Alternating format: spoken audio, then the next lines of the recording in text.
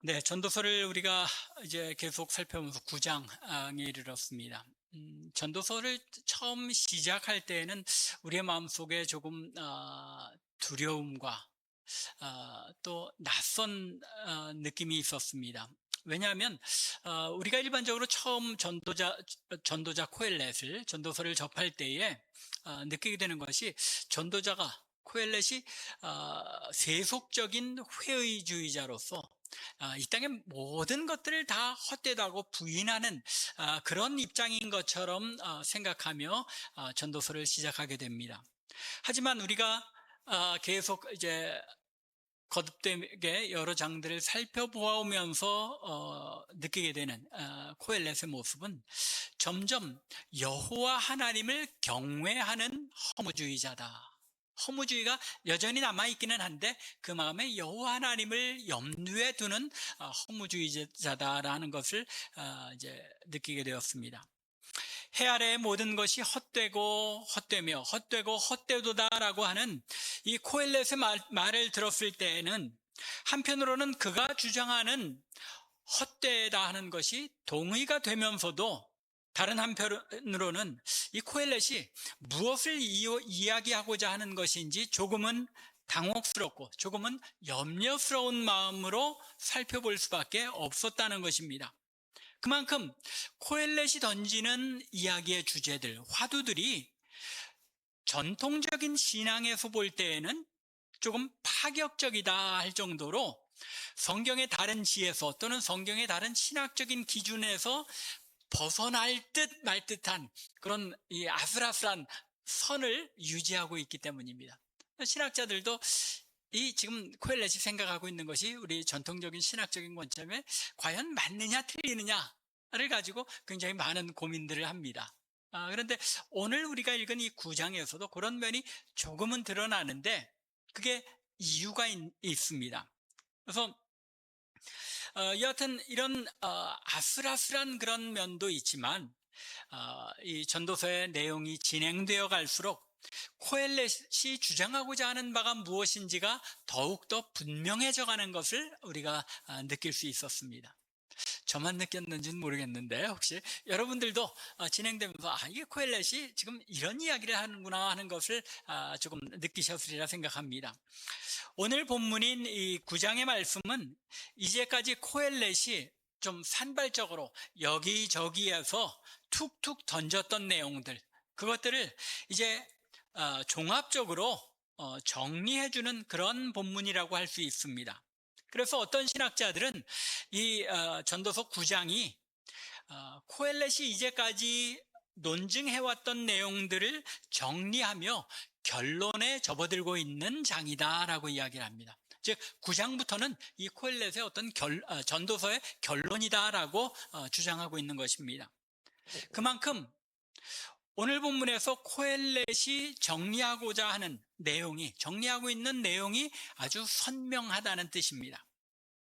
따라서 오늘 본문을 통해서 이제까지 코엘렛이 주장하는 내용들을 다시 한번 정리하면서 코엘렛의 생각을 추적해 나가는 가운데 하나님께서 우리에게 예비하신 은혜가 있기를 바랍니다.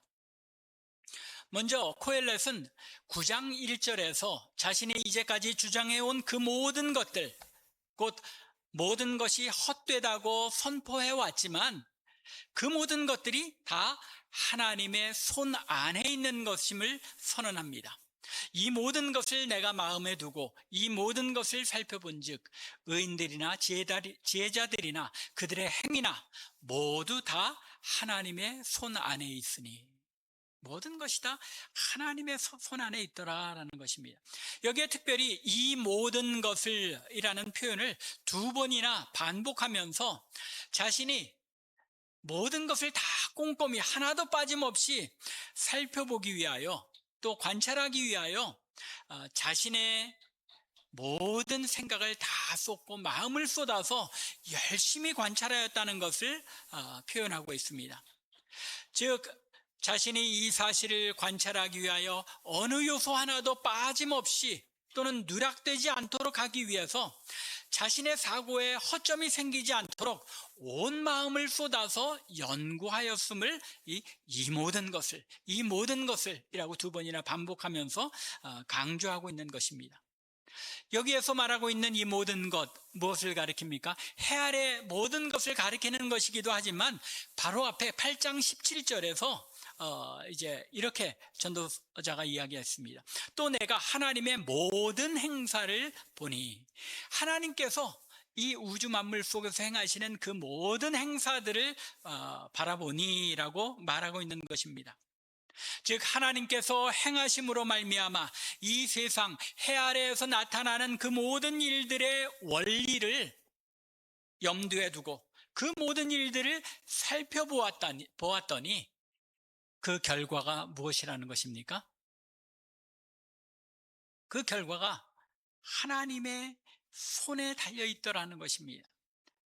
그 모든 일을 사람이 어느 누구도 능히 하나님의 행하시는 그 모든 일들을 다 알 수는 없지만 단 한 가지 분명하게 우리가 그 안에서 깨달을 수 있는 것이 무엇이다라는 겁니까? 그 모든 일들이 다 하나님의 손 안에, 하나님의 주권 하에 이루어지는 일이라는 것만은 확실히 알 수 있었다는 겁니다. 코엘렛이 내린 결론은 하나님을 경외하는 의인들이나 지혜자들, 그리고 그들의 행위들은 모두 다 하나님의 손, 즉 하나님의 능력의 다스림 아래 있다는 것입니다. 이런 전제 아래서 코엘렛은 인생에 나타나는 한계를 다시 인정하면서 자신의 생각을 이렇게 정리합니다. 1절 하반절입니다. 사랑을 받을지 미움을 받을지 사람이 알지 못하는 것은 모두 그들의 미래의 일들임이니라. 지혜자가 행하는 일들, 또 의인이 행하는 일들, 그 모든 일들이 하나님의 손 안에 있는 것만은 분명한데, 그 하나님의 손 안에 달린 그 모든 일들이 하나님이 기뻐하시는 일이 될지 하나님이 미워하는 일이 될지는 장래의 일이기 때문에 지금 당장 우리가 확실히 단정을 할 수는 없다는 것입니다.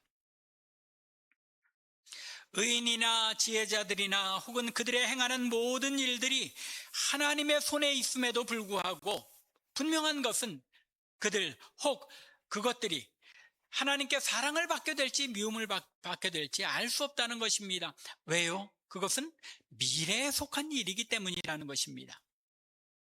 앞으로 일어날 일들을 알 수 있는 인간은 그 누구도 없습니다. 그래서 흔히 우리가 자주 하는 말 중에 참 사람은 1초 앞의 일도 알 수 없는 것이 사람의 일이다라고 말하고는 합니다. 왜 그렇습니까? 어젯밤에 참 재미있게 담소를 나누고 그랬던 분이 아침에 보니까 하나님의 부르심을 받는 일들도 있고 또는 사고를 당하는 일들도 있고 사람이 앞으로 어떤 일이 일어날지 1초 앞의 일도 알 수 없더라는 것입니다.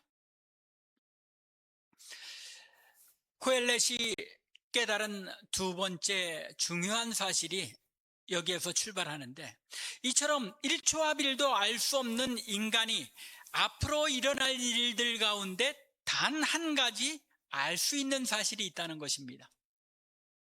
하나님께서 다스리신다는 그 사실 외에 또 한 가지, 앞으로 일어날 일은 인간이 그 누구도 아무것도 알 수 없지만 반드시 일어나리라고 알 수 있는 일이 단 한 가지 있다는 것입니다. 그것이 무엇입니까?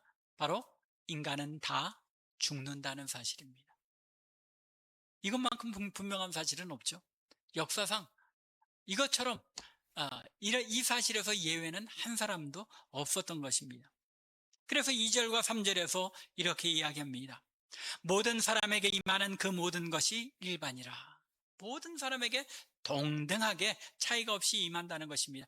의인이든지 악인이든지 선한 자와 깨끗이 아니한 자, 또 제사를 드리는 자와 제사를 드리지 아니하는 자에게 일어나는 일이 모두 일반이니 선인과 죄인, 맹세하는 자와 맹세하기를 무서워하는 자가 다 일반이라.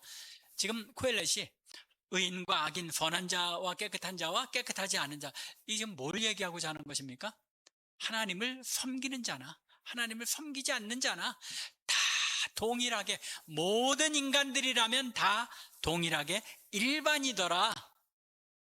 모든 사람의 결국은 일반이더라라고 다시 3절에서 반복하면서 뭐라고 이야기하는 것입니까? 그 일반적인 현상이 사실은 해 아래서 행하는 모든 일들 가운데 가장 악한 것이니라고 이야기를 합니다. 여기서 악하다는 것은 꼭 어떤 evil이라는 그런 악함보다도 모순되는 일, 조금은 우리 인간이 참 받아들이기 힘든, 그러니까 영어로 그걸 frustrate이라고 그러나요? 그러니까 참 마음에 받아들이기가 참 역겹거나 또는 받아들이기 힘든 그런 일의 의미로 받아들이는 것이 옳을 것 같습니다. 해 아래에서 행해지는 모든 일들 가운데 이 모든 사람들에게 임하는 이 죽음이라는 현상, 이것은 참 악한 것이더라라는 겁니다. 그리고는 설명하기를 곧 인생의 마음에는 악이 가득하여, 예레미야 선지자가 뭐라고 이야기하죠? 무엇보다 부패한 것이 인간의 마음이라고 이야기하죠. 인간의 마음에는 이 악함, 부패가 가득하여서 그들이 평생에 미친 마음을, 굉장히 과격한 표현이죠. 미친 마음을 품고 살아가다가 후에는 죽은 자들에게 돌아가는 것, 이것이 모든 사람의 결국은 일반이더라라는 것입니다. 악한 자나 선한 자나 하나님을 경외하는 자나 경외하지 않는 자나 동일하게 죽음을 맞이하게 된다는 것입니다. 한치 앞의 미래도 알 수 없는 인간이 유일하게 알 수 있는 것, 그것은 바로 모든 인간은 죄악 가운데 살다가 결국은 죽는다는 사실입니다. 이것이 바로 코엘렛이 깨달은 두 번째 사실이었습니다. 첫 번째 사실은 무엇이었죠? 우리가 이일저일 일어나는 모든 일들을, 앞의 일들을 아무것도 알 수 없지만 분명한 것은 그 모든 일들을 누가 다스리신다? 하나님이 다스리시더라. 그리고 미래의 일들, 우리가 아무것도 한치 앞의 일을 알 수 없지만 분명하게 미래의 일임에도 불구하고 알 수 있는 것은 인간은 누구나 다 죽더라라는 것입니다. 이처럼 모든 인간은 죽음이라는 한계 속에 살아가는 존재라는 사실을 분명하게 지시한 코엘렛은 4절부터 6절에서 죽은 자와 산 자의 차이점에 대하여 자신이 관찰한 바를 비교합니다. 모든 산 자들 중에 들어있는 자, 즉 살아있는 사람에게는 누구에게나 소망이 남아있다는 것입니다. 왜요? 산 개가 죽은 사자보다 낫기 때문이라. 우리말로는 뭐라 그럽니까? 개똥밭에 굴어도 이승이 저승보다 낫다. 뭐 그런 표현들 하죠. 그것처럼 산 개가 죽은 사자보다 낫다는 것입니다. 사자가 얼마나 위험이 있습니까? 맹수의 제왕은 호랑이죠. 초원의 제왕 사자잖아요. 그 갈기하며 얼마나 위험 있어 보이고 멋있습니까? 그런데 그런 사자라 하더라도 죽으면 하이에나들에게 뜯겨 먹히고, 그런 상황에서 산 개보다도 못하다는 것입니다. 지금 이 코엘렛이 말하는 개는 이제 여러분들이 가정에 키우는 애견, 그 이쁜 강아지들, 귀여운 강아지들 이야기하는 것이 아니죠. 우리 한국에서도 옛날에 그랬던 것처럼 동네에 풀어놓고 키우는 개들, 그러다 복날이면 잡아먹는 그런 개들이죠. 동네 돌아다니면서 이 집 저 집 쓰레기를 뒤져가며 먹을 것을 찾아 헤매는 비루한 그런 똥강아지라고 그러죠. 똥개라고 그러죠. 그런 개들을 말하는 겁니다. 그런 비루한, 진짜 참 초라한 삶을 사는 개라고 할지라도 죽어있는 사자보다는 더 낫다는 것입니다. 왜요? 살아있기 때문에, 생명이 있기 때문에. 코엘렛은 살아있다는 것의 가치는 최소한 산 자들은 죽음을 찾아오리라는 것을 알지만 죽은 자들은 알고 모르는 인식 자체가 없다는 것입니다. 그저 사람들 사이에서 잊혀져 갈 뿐이라는 것입니다. 5절에서 이야기하는 것이 그겁니다. 산 자들은 죽을 줄을 알되, 살아있는 사람들은 죽음이 찾아오리라는 것을 분명히 안다는 것입니다. 그러나 죽은 자들은 아무것도 모르며 그들이 다시는 상을 받지 못하는 것은 그들의 이름이 잊어버린 바 됨이니라. 결국은 잊혀져 가는 것밖에는 그들에게는 아무런 의미 있는 것이 없다는 것입니다. 심지어는 그들의 사랑과 미움과 시기도 없어진 지 오래이니 해 아래서 행하는 모든 일들 중에서 그들에게 돌아갈 몫은 영원히 없느니라. 이걸 보면 코엘렛에게 있어서 이 죽음이라는 것이 굉장히 단정적으로 그 이후의 삶은 없는 것처럼, 죽음 이후의 삶이라는 것은 아무것도 없는 것처럼 단정하는 것으로 느껴집니다. 그렇죠? 분명히 그들에게 돌아갈 몫은 영원히 없느니라. 또 그저 잊혀져 갈 뿐임이라 라고 이야기하는 것입니다. 이 부분에서 우리는 코엘렛의 관찰이 매우 현실적이고 정확한 관찰 같으면서도 매우 부정적이고 어떤 한계를 넘어서지 못하는 것 같다는 생각이 들고는 합니다.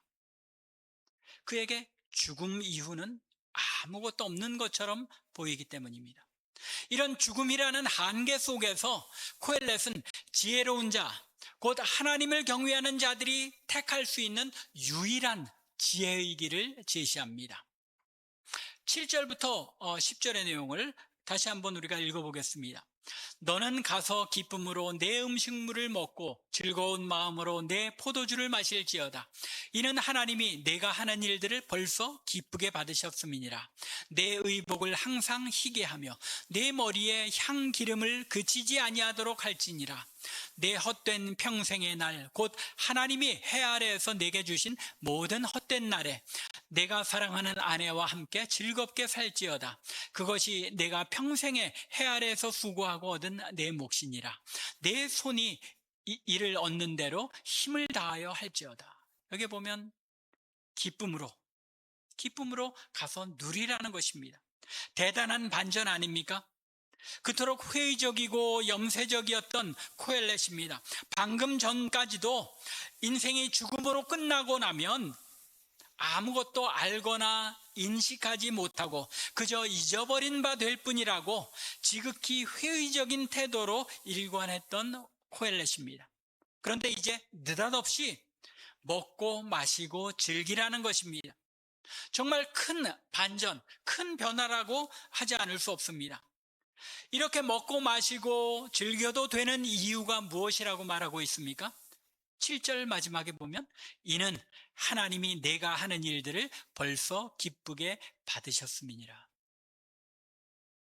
하나님의 백성이 이 땅에 주어진 삶의 기간 동안에, 생명이 있는 동안에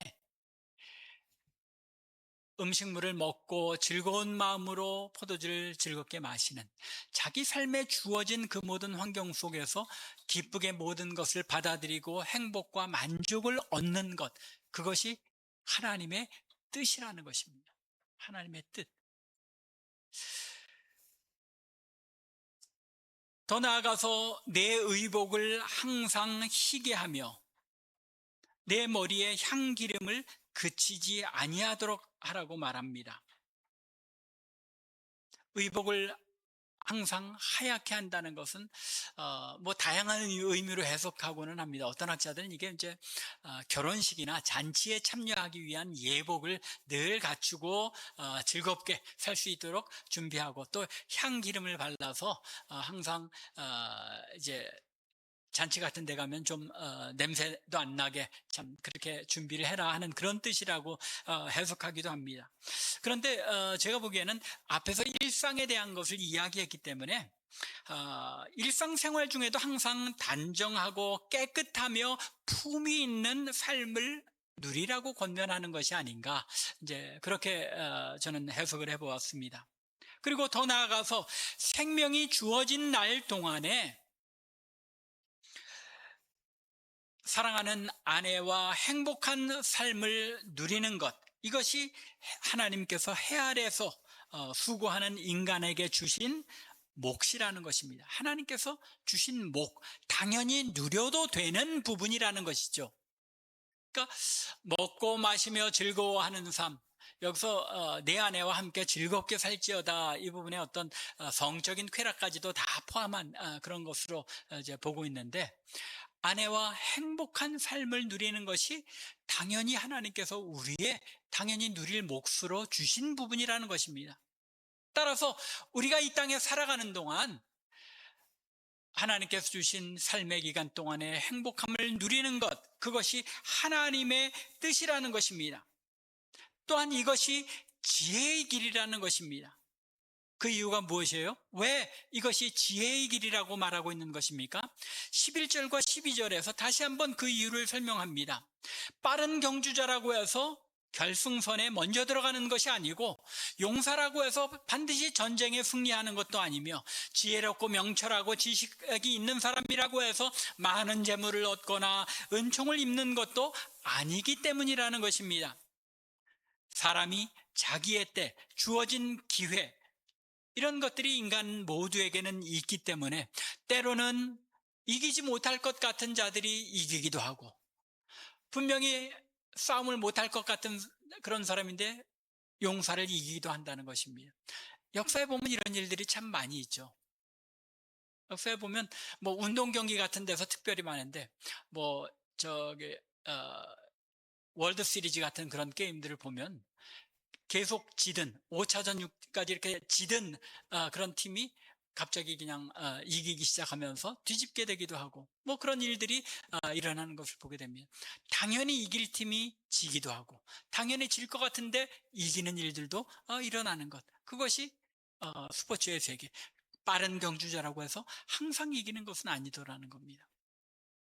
100만 대군을 가진 군대가 침공을 해와도 연약해 보이는 그런 나라에게 패하기도 한다는 것입니다. 성경에 그런 예들 많이 있죠. 아시리아가 쳐들어왔지만 하나님께서 막아 이기게 하시는 일들, 이런 이해하기 어려운 일들이 많이 있더라는 것입니다. 이 세상 사는 일이 사람이 생각하는 것처럼 그렇게 마음대로 되는 일이 아니기 때문에 주어진 생애 기간 동안에 하나님의 백성들은 기뻐하고 즐거워하며 그 안에서 만족과 행복을 누리며 살아야 한다는 것입니다. 이것이 시간을, 자신에게 주어진 삶의 기간을 지혜롭게 살아가는 그런 방법이라는 것입니다. 1절에서 인생의 모든 일이 하나님의 손에 달려 있기는 하지만 사랑을 받을지 미움을 받을지 알지 못한다고 했죠. 하나님께서 다스리시는 건 분명하지만 의인이라고 해서 더 오래 살고 형통하는 것이 아니고, 악인이라고 해서 항상 심판 가운데 벌을 받는 것이 아닌 것처럼, 경주자가 먼저 들어가는 것도 아니고, 사람의 생각 것처럼 당연히 이루어질 것 같은 일들이 그렇게 이루어지지 않는 일들이 많다는 것입니다. 그렇기 때문에 주어진 이 삶의 기간을 지혜롭게 사는데, 그렇게 지혜롭게 사는 방법이 나에게 주어진 삶의 모든 환경 속에서 그것을 누리며 즐겁게 먹고 마시며 주어진 일에 최선을 다하는 그런 삶을 누리는 것, 이것이 지혜로운 삶의 길이더라는 것입니다. 그래서 코엘렛은 13절부터 18절에서 다시 한번 지혜의 가치를 강조합니다. 먼저 13절부터 15절에서는 지혜를 위대하게 여길 수밖에 없었던 사례를 들어 설명합니다. 내가 또 해 아래에서 지혜를 보고 내가 크게 여긴 것이 이러하니 참 지혜라는 것이 위대한 것이구나 하고 깨달을 수밖에 없었다는 것입니다. 어떤 일 때문에요? 14절과 15절에 보면 작고 인구가 많지 않은 어떤 성읍에 큰 왕이 와서 그것을 에워싸고 큰 흉벽, 이 흉벽이라는 건 이제 성이 있으면 그 밖에 이제 밖에다 성 높이만큼 흙을 쌓죠.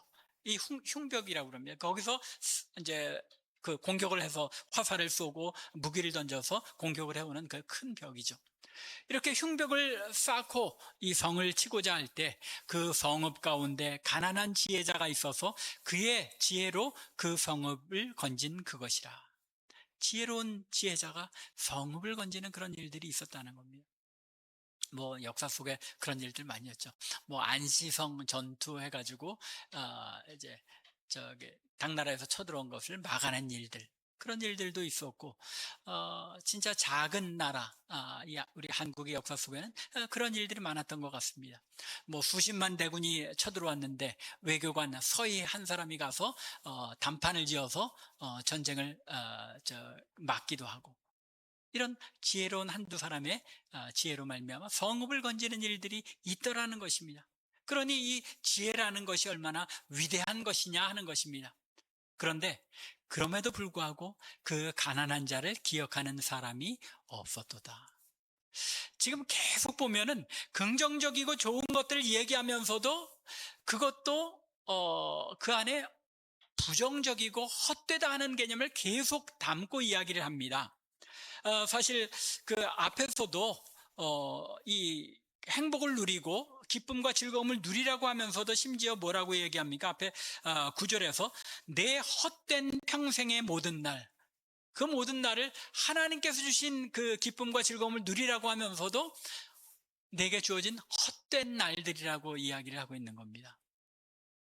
그리고 또 이 평생 아내와 함께 즐겁게 살지어다 하면서도 해 아래에서 내게 주신 모든 헛된 날, 즐겁고 기쁜 날을 이야기하면서 그 안에 헛되다 하는 이 부정적인 요소들을 계속 유지하고 있는 것을 보게 됩니다.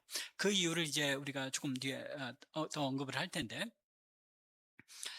이처럼 지혜가 위대한 것을 발견하고는 이제 16절 이하에서 보면 이 지혜가 힘보다 낫다고 이야기하고, 가난한 자의 지혜가 멸시를 받고 그의 말들을 사람이 듣지 아니한다. 여기서도 또 부정적인 요소를 이야기하죠. 지혜가 힘보다 나은 것이고, 또 17절에서도 지혜자의 말들이 우매한 자들을 다스리는 자의 호령보다 나으니라 하고 지혜의 위대한 면을 이야기하고, 또 지혜가 무기보다 낫다고 이야기하면서도 역시 부정적인 요소들, 가난한 자의 지혜가 멸시를 받고 그의 말을 사람들이 듣지 아니한다. 지혜가 위대한 것임과 동시에 또 지혜가 인간의 삶에 꼭 필요한 가치 있는 것임에도 불구하고 그것이 무슨 큰 사람들에게 변화나 어떤 그 사람들의 태도를 바꿔주거나 하는 일들은 아니라는 것을 또한 강조하고 있는 것입니다. 이처럼 이 지혜가 위대한 것임에도 불구하고 죄인 한 사람이 많은 선을 무너뜨리게 할 수 있는 그런 또 요소도 함께 이야기하면서 지혜의 가치에 대해서 강조하고 있는 것입니다. 코엘렛은 전도서를 시작할 때부터 인간이 살아가는 모든 세상, 즉 해 아래 있는 모든 것이 헛되다고 주장해 왔습니다. 그리고 그 모든 것이 헛되다고 단정했던 이유는 의인이나 지혜자라고 해서 형통하는 것도 아니고 악하고 우매한 자라고 해서 이 땅에서 그 악하고 우매한 행위에 대해 심판을 받는 것도 아니기 때문이라는 것입니다. 그렇기 때문에 이 세상의 모든 일들이 우리가 볼 때는 이해할 수 없는 것이기 때문에 결국은 헛되다라고 단정했던 것입니다. 하나님께서 통치하심에도 불구하고 여전히 이러한 부조리가 이 땅에 이 세상에 만연하고 무엇보다도 죽음이라는 인간의 한계로 인하여 그 어떤 것도 의미 없는 헛된 일이라고 한탄하고 있는 것입니다. 그것은 오늘날도 마찬가지죠. 오늘날도 참 얼마나 악하고 어두운 세상입니까? 나쁜 일을 하는 나라가 패망을 해야 되는데 그렇지 않고 계속 힘을 가지고 연약한 그런 나라들을 계속 괴롭힙니다. 그런 일들이 세상의 역사 속에 일어납니다. 우리 인간이 이해할 수 없는 부조리죠. 그 부조리가 왜 나타난다는 것입니까? 코엘렛은 철저하게 창세기 3장에 나타난 이 죄의 결과를 뼈저리게 인식하고 있는 것입니다. 그래서 우리가 앞서 읽었지만 3절의 그 중반부에 보면 곧 인생의 마음에는 악이 가득하다는 사실, 죄의 결과죠. 그래서 그들의 평생에 미친 마음을 품고 있다가 결국은 죽게 된다는 것, 죄의 결과를 철저하게 인식하고 있는 것입니다. 그런 이유 때문에 인생에게 주어진 생명의 시간을 주어진 상황 속에서 먹고 마시며 즐거움과 만족을 누리는 것, 이것이 지혜로운 삶이라고 반복하여 주장하고 있는 것입니다. 이 세상은 악하지만 그것조차도 하나님의 손 안에서 이루어지는 일이기에 하나님의 백성들은 이 악하고 어두운 시대 속에서도, 이 세상 속에서도 하나님께서 주시는, 허락하신 내 몫의 삶을 즐거워하고 기뻐하며 누리는 그런 삶을 사는 것, 그것이 하나님의 뜻이요 또한 지혜로운 삶의 길이라는 것입니다. 그런 이유 때문에 이 코엘렛은 2장 24절에서도 또 5장 18절에서도 그리고 8장 15절에서도 뭐라고 이야기합니까? 사람이 먹고 마시며 수고하는 것보다 그의 마음을 더 기쁘게 하는 것은 없다. 또 일평생에 먹고 마시며 해 아래 사는 모든 수고 중에서 낙을 보는 것이 선하고 아름다움을 내가 보았노니 이것이 그의 몫이더라. 또 8장 15절에는 사람이 먹고 마시고 즐거워하는 것보다 더 나은 것이 해 아래에는 없습니다.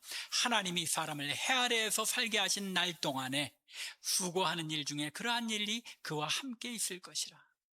하나님께서 우리에게 허락하신 그 행복을 누리는 삶이 하나님의 백성으로 누려야 할 삶이라는 것입니다. 그럼에도 불구하고 우리 성도들의 마음 속에는 항상 즐겁고 행복한 삶이 우리가 누려도 되는 것인지에 대하여 의문을 가지고 살아갈 때가 참 많은 것 같습니다. 역사적으로 교회 역사를 볼 때 좋은 신앙이란 항상 뭐라고 생각을 합니까?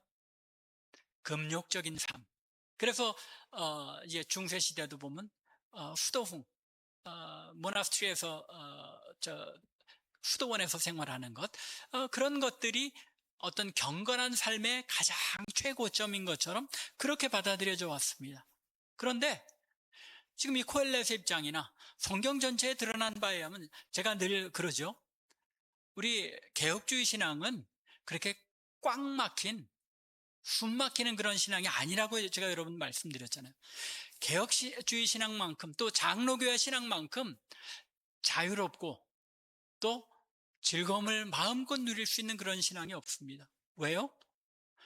하나님께서 주관하시는 것을 믿는 신앙이기 때문에. 이것이 개혁주의 신앙이고 장로교회 신앙이잖아요. 이 세상이 그토록 죄의 영향으로 악한 것 같고 우리 주변의 삶이 어두운 시대인 것 같고, 그렇지만 그것조차도 누구의 손에 달렸다는 것입니까? 하나님의 손에 달렸다는 것을 우리가 믿기 때문에. 그리고 하나님께서 당신의 백성들에게 원하시는 것은 어둡고 침침한 삶이 아니라 하나님으로 인하여 기뻐하고 즐거워하는 삶을 살기를 원하셨기 때문에 우리의 신앙이라는 것이, 좋은 신앙생활이라는 것이 오히려 하나님으로 인하여 기뻐하는 삶. 웨스트민스터 대의리 문답의 1문항이잖아요. 하나님으로 인하여 기뻐하고 즐거워하는 삶을 살아내는 것이 하나님의 뜻이라는 것입니다. 그렇다고 해서 어떤 방종한 그런 즐거움을 말하는 것이 아니죠. 이 세상의 타락된 모습을 즐거워하는 그런 모습이 아닌 거죠. 나에게 주어진 삶의 환경 속에서 내 손으로 수고하여 먹고 누릴 수 있도록 하나님이 주신 것들을 감사하며 날마다 하나님 앞에 하나님의 다스리심을 인정하고 나의 모든 문제들 하나님께 내어놓고 평안을 누리는 것, 평강을 누리는 것, 그것이 하나님의 뜻이라는 겁니다. 하나님의 나라는 어디에 있다고요? 의와 평강과 희락에 있다고 로마서 14장 17절에 말씀하잖아요. 하나님 나라는 평안한 마음을 가지고 하나님께서 주신 모든 것을 기뻐하고 즐거워하며 그 안에서 참 만족을 누리며 감사하는 삶에 있다는 것입니다. 코엘렛의 주장이 무엇인지 우리가 분명히 이것을 통하여 알 수 있습니다. 그런데 이제까지 제가 반복적으로 지적했던 것처럼 코엘렛의 생각이 늘 벽에 부딪히는 것처럼 막히는 지점이 있었습니다. 즐거움을 이야기하면서도 해 아래에 주어진 헛된 날들이라고 생각을 하고, 또 여러 가지 긍정적인 것을 이야기하면서도 지혜라는 것이 받아들여지지 않더라. 세상에는 부정적인 그런 일들을 이야기하잖아요. 그 벽이 무엇입니까? 죽음의 벽입니다. 죽음의 벽. 죄의 결과로 인해 해 아래 이루어지는 모든 일들이 다 헛된 것이며, 그 가운데서도 하나님께서 다스리신다는 사실까지는 분명하게 깨달아 알고 있었는데, 죽음, 이 문제에 있어서만은 해답을 얻지 못하고 있는 것입니다. 오늘 본문 3절에서 이야기한 것처럼 인생의 마음에 악이 가득하여 그의 평생에 미친 마음을 품고 있다가 후에는 죽은 자에게로 돌아가는 것까지는 맞는데, 5절과 6절에 나타난 것처럼 죽은 자들에게 단지 잊혀지는 것으로 끝나며 해 아래에서 행하는 모든 일 중에 죽은 자들에게 돌아갈 몫은 영원히 없더라는 것입니다. 또한 10절 하반절에서도 언급하는 것처럼 내가 장차 들어갈 수월에는 일도 없고 계획도 없고 지식도 없고 지혜도 없다고 합니다. 이게 무슨 얘기예요? 죽고 나면 그 이유는 없다는 거 아니에요. 그래서 많은 신학자들, 목사님들이 코엘렛은 부활신앙이 없었다라고 보고 있는 것입니다. 코엘렛이 해결할 수 없는 것, 이해할 수 없는 것, 그것은 인간의 죽음과 그 이후의 인간의 상태였습니다. 이것이 구약 성도들의 어떤 한계였습니다. 물론 욥기 같은데 다른 여러 부분에 부활신앙에 언급하는 것이 분명히 있습니다. 그러나 모든 사람들이 그것을 다 이해한 것은 아니었다는 겁니다. 하나님을 경외하고 하나님을 아는 그 신앙까지는 갔는데, 죽음 이후의 문제, 그 문제는 구약의 성도들은 분명한 계시를 통해 깨닫지 못하였다는 겁니다. 그래서 예수님께서 세례 요한보다도 신약의 백성들이 훨씬 더 복 있는 자들이라고 선언하신 이유인 겁니다. 왜요? 예수 그리스도께서 이 땅에 오셔서 죽음의 문제를 해결하신 것, 우리는 확고하게 알고 믿기 때문입니다. 우리도 이 코엘렛이 주장하는 것처럼 우리의 앞으로 일 중에 어떤 일이 일어날지는 알 수 없습니다. 우리가 분명히 아는 것은 하나님께서 다스리신다는 것이고, 또 반드시 우리에게도 죽음이 오리라는 것을 우리가 동일하게, 코엘렛과 동일하게 인정하고 압니다. 그러나 우리에게 코엘렛보다 더 나은 믿음으로 주어진 것이 무엇입니까? 예수 그리스도께서 이 땅에 오셔서 나를 위해 죽으셨고, 내가 죽고 난 이후에 예수님께서 다시 오시는 그날 우리도 부활의 육신을 입고 하나님께 나아갈 것이며, 죽음 이후에, 여기 수월이라는 것이 죽음 이후의 상황, 우리 지난번에 살펴본 부자와 나사로의 비유에서도 말씀드렸죠. 하데스라고 얘기를 하는데, 음부라고 하는 것, 수월이나 마찬가지입니다. 죽은 이후에 어떤 영역을 이야기하는데, 그 영역에는 계획도 없고 지식도 없고 지혜도 없다고 이야기하고 있는데, 사실은 이 부자가 지옥에 떨어져서도 의식이 있습니까, 없습니까? 의식이 분명히 있었어요. 그리고 자신의 갈증을 느낄 수 있는 고통도 있었고, 그것을 우리는 신약을 통해서 알 수 있잖아요. 하나님 나라에 가서 영원한 기쁨을 누린다는 것, 우리가 분명한 육체의 즐거움과 또 행복을 분명히 누릴 수 있다는 것입니다. 우리는 코엘렛이 가지고 있는 그 믿음의 한계를 넘어서는 놀라운 은혜를 받았다는 것입니다. 얼마나 큰 은혜요, 큰 감사할 일입니까? 그렇지 못했다면 우리도 코엘렛처럼 영원한 그런 절망과 허무 속에서 살아갈 수밖에 없는 그런 존재인데, 하나님께서 은혜로 우리를 죽음 이후의 일들까지도 깨닫는 하나님의 백성 삼아 주신 것입니다. 이 땅에서 우리에게 주어진 삶을 누려야 하는 것 분명합니다.